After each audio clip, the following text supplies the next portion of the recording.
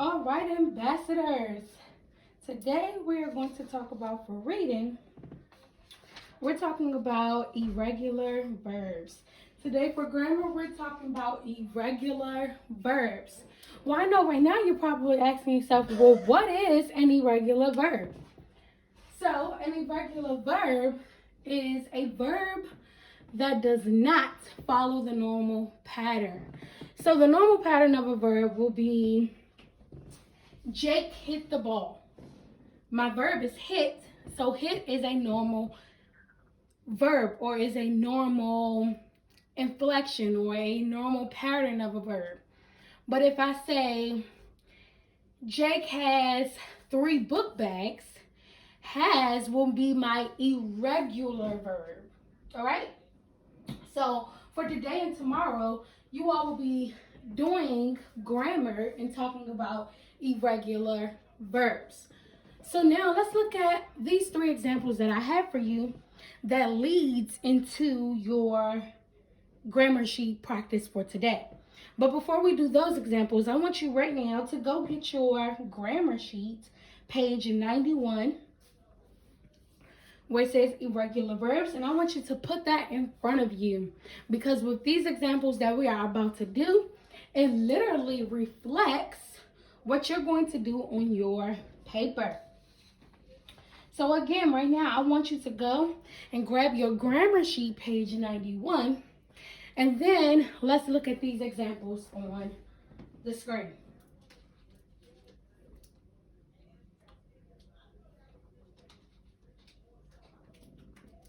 All right, our first example reads, Joshua blank for brothers. So we need to figure out whether we need to put has or have. We have to decide whether we need to put has or have. So let's say Joshua have 4 brothers. Well, honestly, to be honest, that sounds right. Joshua have 4 brothers. But literally speaking, or irregularly speaking, we would say Joshua has 4 brothers because more or multiple, you have to use has.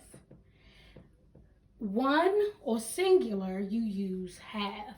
All right? So, Joshua has 4 brothers. So on the line, we will write the word has, not have. On the line, we will write the word has and not have. So now the sentence reads, Joshua has 4 brothers. So now let's look at example number 2. Example number 2 says, we blank to go see grandma today. We blank to go see grandma today. So we have to figure out whether it needs to be have or has. So is it we has to go see grandma today? Not quite. It won't be has. Well, let's try have. Is it we have to go see grandma today? Yes. So on the line, we're going to write have. On the line, we're going to write have. We have to go see grandma today. We have to go see grandma today. And then your last example, number 3, says, do you blank what you need? Do you blank what you need? So our 2 words that we have to figure out which one it is have and has. So would it be, do you has what you need? Does that sound right? Do you has what you need? Does that sound right?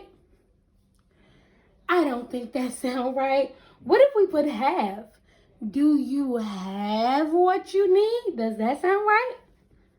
It does. So for number 3, the answer is, what's the answer? The answer is have. Do you have what you need? So let's write the word have. So now that we have completed our 3 examples, now let's look at some of the examples on your paper. So again, we're on that grammar sheet, page 91. So let's look at number 1. Well, first let's read your directions. Your direction says, circle the verb in the parentheses that best completes each sentence. Write it on the line. So number 1 says, Young blank a dream about New York bagel. So Young blank a dream about New York's bagel. So is it Young had a dream about New York bagel? About a New York bagel? Or Young have a dream about New York bagel? Which one is it? You should have said had. Young had a dream about New York bagel. So number 1, you should have had. So let's go ahead and write had on number 1.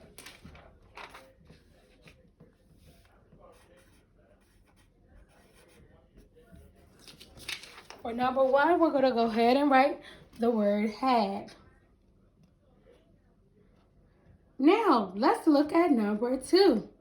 Number 2 says, Noun Young must blank a bagel. Now Young must blank a bagel. So is it have or has?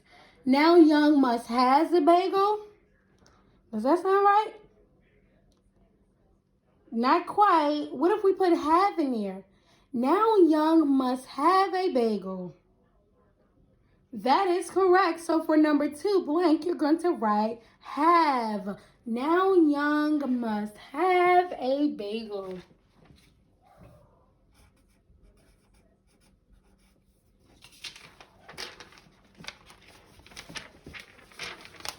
All right, so now before you finish numbers 3 through 10, let's flip to the back. So on the back is just almost the same thing. On the back, the direction says, these sentences tell about now. Write has or have on each sentence. So let's look at number 1. Number 1 says, I blank a suitcase. Will we put has or have? For I blank a suitcase, will we put has or have? We will put have. I have a suitcase. So for number 1, let's go ahead and write have. I have a suitcase. Again, for number 1, let's go ahead and write have.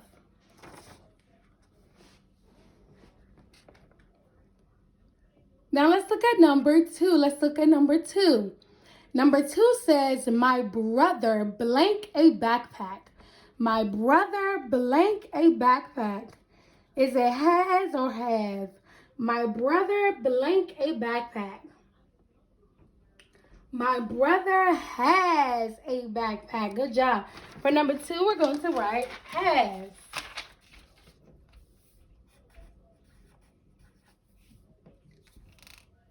Again, number 2 is has. My brother has a backpack. Now, before you finish numbers 3 and 4, let's look at the second half. The second half, the direction says these sentences tell about the past. Underline the subject of each sentence, then write had to complete each sentence. So, number 5, it first says to underline the subject of each sentence. So number 5 says, we blank a good time on our trip. So what would be the subject of this sentence? What would be the subject? What is this sentence about? What will be the subject of this sentence? The subject of this sentence will be trip. So you're going to underline the word trip. So after you underline the word trip, it then says to write the word had on the line to complete each sentence. So now you're going to write had on the open line. So the sentence should read, we had a good time on our trip.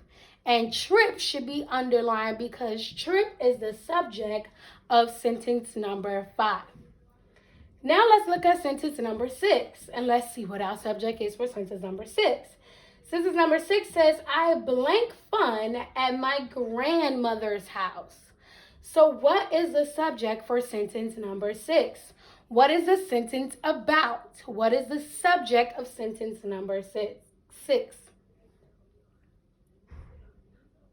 If you said fun, not quite, you are really, really hot. The subject of the sentence is grandmother's house, because at grandma's house, they had fun. So we're going to underline grandmother's house because that is the subject. And then we're going to write the word had to complete the sentence. We're writing the word had to complete the sentence. Now I want you to go back to page 91 and finish numbers 3 through 10. And then go to page 92 and finish numbers 3 and 4 and 7 and 8. And then that completes reading for today. Alrighty, see you all in math.